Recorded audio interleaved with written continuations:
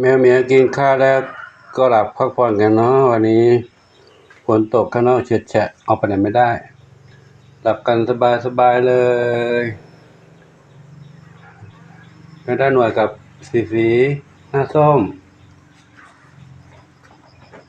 เป็นด้าเท้าเขาใหญ่เจ๊นวรัตน์เจ๊รัตน์นอนที่เดิมรู้เหรอนอนที่เดิมบนถุงอาหารนี่ครับ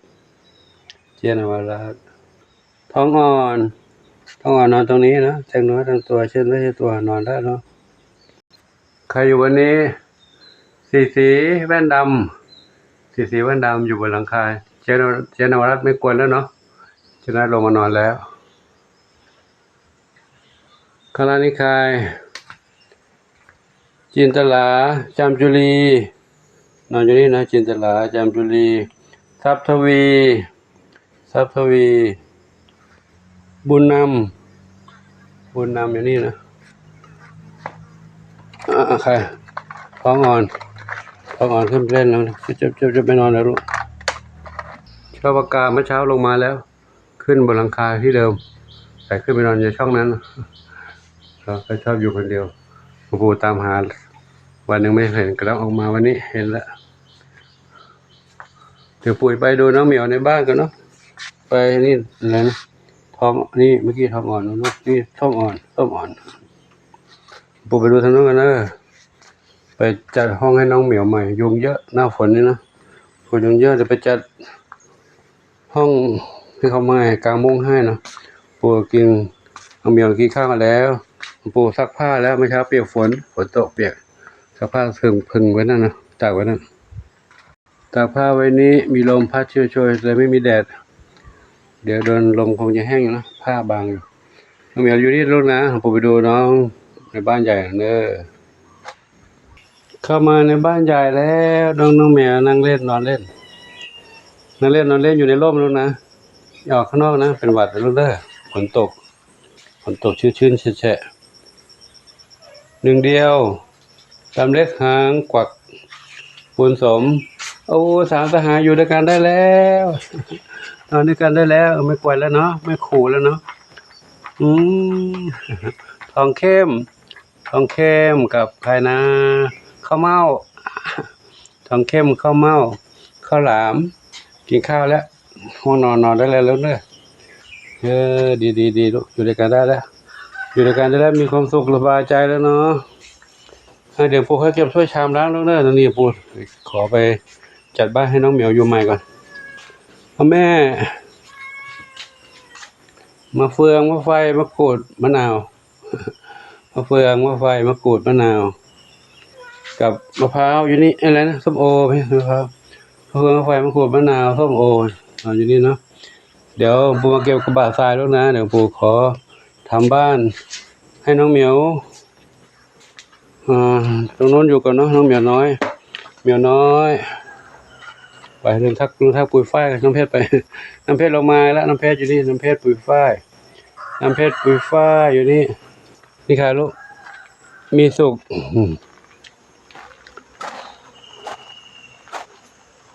ไปทางโน้นดูทางโน้นทำบ้านให้น้องเหมียวก่อนเนาะกางมุ้งให้น้องเหมียวก่อนให้น้องเหมียวอยู่อย่างปลอดภัยอยู่ตรงนี้กับแม่ตรงนี้ที่แคบไปน้อยนะลูกนะปวดขยับให้หน่อยเนาะชื่ออะไรนะลูกแม่ยินดีนั่นลูกชื่ออะไรลูกแตงไทยนี่แตงไทยอยู่นี่แตงไทยลาย3 สีนี่เนาะแตงไทยนุ่นแตงกวาอันนั้นขนุนสีสวัสดิ์แตงไทยแตงกวาลายแล้วแตงไทยแตงกวาลายแตงกวาขนุนแม่ชื่อแม่ยินดีปู่ทำงานตรงนี้เนาะเดี๋ยวจะให้มาอยู่บ้านหลังนี้ลูกปู่เก็บบ้านหลังนี้ก่อนเจดีหลวงปู่จะให้น้องนี่เข้ามาเจดีควรกับคู่กับเมื่อเช้าเนี่ยปู่จัดให้ใหม่นะทำบ้านให้ใหม่เนาะกระต่ายน้อยอยู่นี่เดี๋ยวน้องผลไม้ทั้ง5แล้วไปไหนผลไม้ทั้ง5เริ่มอ้อนหลวงปู่แล้วหลวงปู่มาทำงานตรงนี้แล้วปู่มาจัดบ้านให้บ้านน้อง บ้านน้องผลไม้ทั้ง5ก็มีที่นอนดีมีมุ้งกลางเรียบร้อยกลางวันก็เดินเล่นข้างนอกเนาะตอนเย็นก็เข้าบ้านข้างในยุงจะไม่กัดแมลงไม่กวนงูเงี้ยวเขี้ยวขอก็ไม่มากวนเนาะ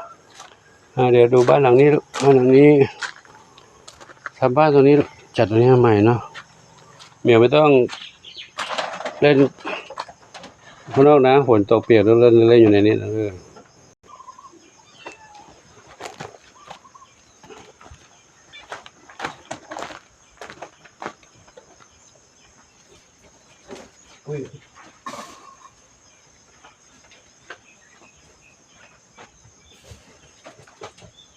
จัดบ้านหลังนี้ให้โล่งๆจะให้โล่งๆเดี๋ยวเหมียวมาอยู่นี่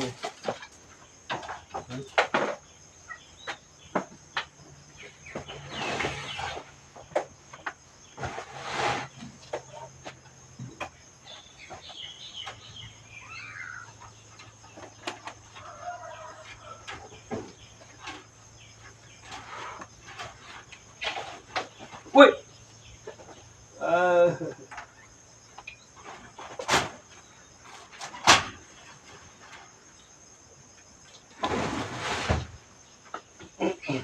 มาลูก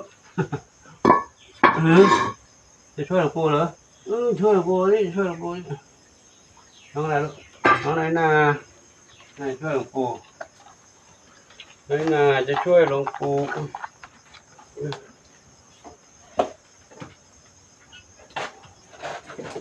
ไม่ต้องกลัวลูกไม่ต้องกลัวลูกเพื่อจัดบ้านใหม่ลูก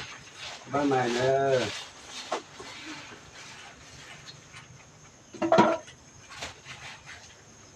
จะให้น้องแต่ไทยดังกว่ามาอยู่นี่ลูกไทยดังกว่ามาอยู่บ้านนี้เลยโล่งๆเลยกว้างขึ้นหน่อยเนาะมาจะช่วยหลวงปู่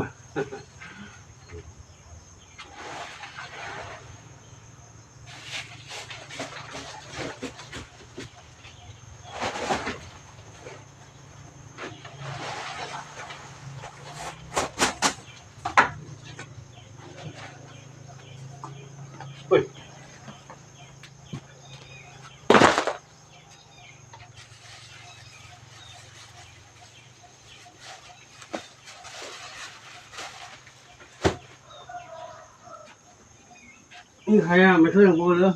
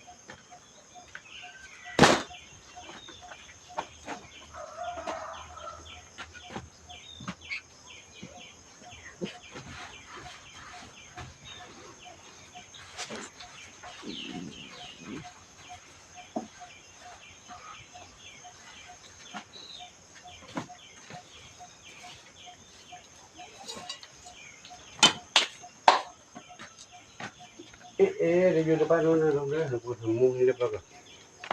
มุ้งให้เรียบร้อยก่อนเนาะ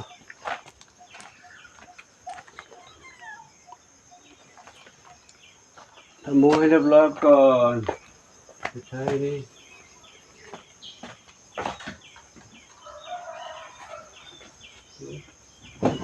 มุ้งกันยุง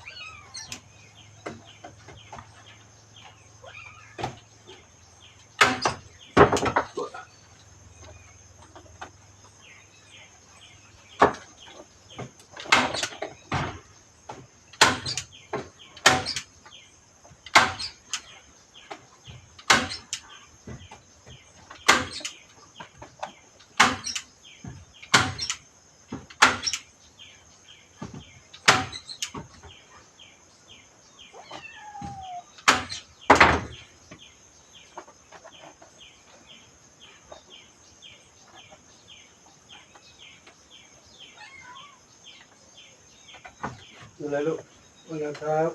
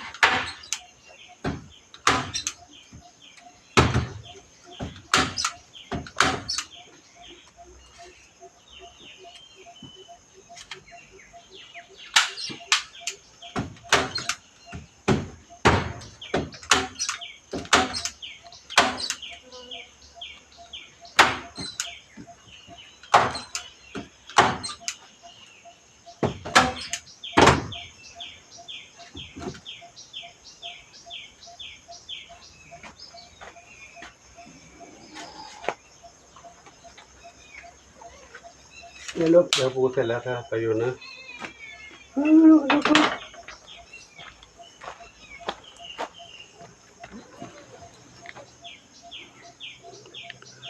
ขอหยุดคลิปแป๊บนึง เดี๋ยวคลิปจะยาวเครื่องผ้าเครื่องมุ้งเนื่องจากมุ้งห้องหลังห้องนี้กับห้องนู้นมันมีปล่องอยู่กลัวว่าเด็กน้อยจะรอดเข้าไปหากันได้มุ้ง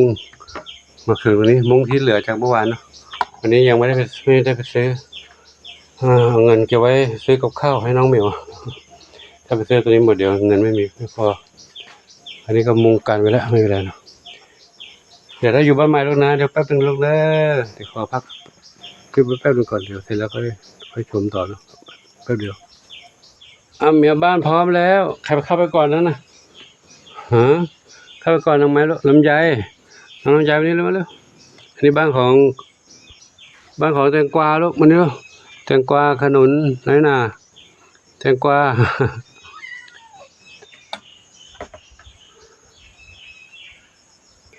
แตงไทยแตงกวาอยู่นี่ลูกไม่ใช่หนูไม่ใช่ของหนูเลยเราอย่าเอามานี่อย่าวันนี้เนาะนำมาแตงไทยแตงกวาเดี๋ยวจะให้แตงไทยแตงกวาไปอยู่แล้วแตงไทยแตงกวาขนุนอยู่นี่แตงไทยแตงกวาขนุนจะไปอยู่ดูแล้วเนาะ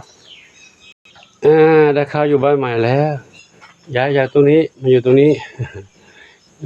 เนาะมีห้องอยู่มีมุ้งลวดการยุงเรียบร้อยแม่ยินดีน้องแตงกวาอันนั้นแตงไทยแตงกวาปีนสาวอยู่นู่นน้องขนุนเนาะอันนี้ปู่ขอยุติคลิปไว้เท่านี้ก่อนเนาะขออนุโมทนาสาธุกับทุกท่านที่มีความรักความเมตตาต่อน้องเหมียวชุดนี้ยังไม่ได้รับวัคซีนนะชุดนี้ยังไม่ได้รับวัคซีนเดี๋ยวรอก่อนเนาะยังเล็กอยู่กับชุดนู้นชุดมะเฟืองมะไฟมะกรูด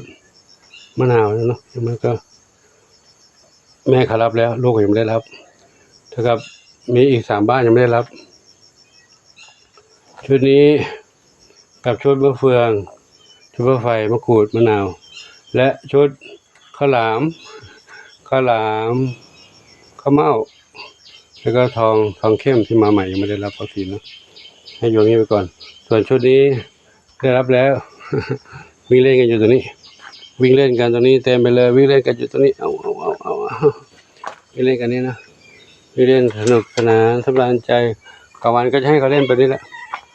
ใครพี่นำพี่เหรอพี่นำขึ้น เปเลยพี่อะไรลูกพี่ขวัญจิตอยู่นั่นแล้วขอยุติคลิปไว้เท่านี้นะขออนุโมทนาสาธุ อายุวันโนสุขังพระลังป่านนี้ก็ได้กว้างหน่อยเนาะวิ่งได้กันสบายแล้วโอ้วิ่งได้สบายแล้วอยู่ในนี้นะส่วนมีเหมียวพี่ดอกไม้พี่ดอกไม้ก็อยู่ในนี้เนาะเดี๋ยวปู่ขอทำงานก่อนเลยเขาเก็บกวาดแล้วค่อยเอาลูกนะเอาเนอะแบ่งกันออกลูกแบ่งกันออกไปทั้งหมดเท่า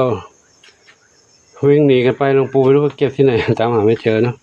โอ้ตัวนี้มีของเล่นปีนป่ายสบายเลยนี่กว้างขวางแล้วเนาะครับขอทุกท่านโชคดีมีความสุขสมปรารถนาสาธุอายุวันโนสุขังพระลังเจ้า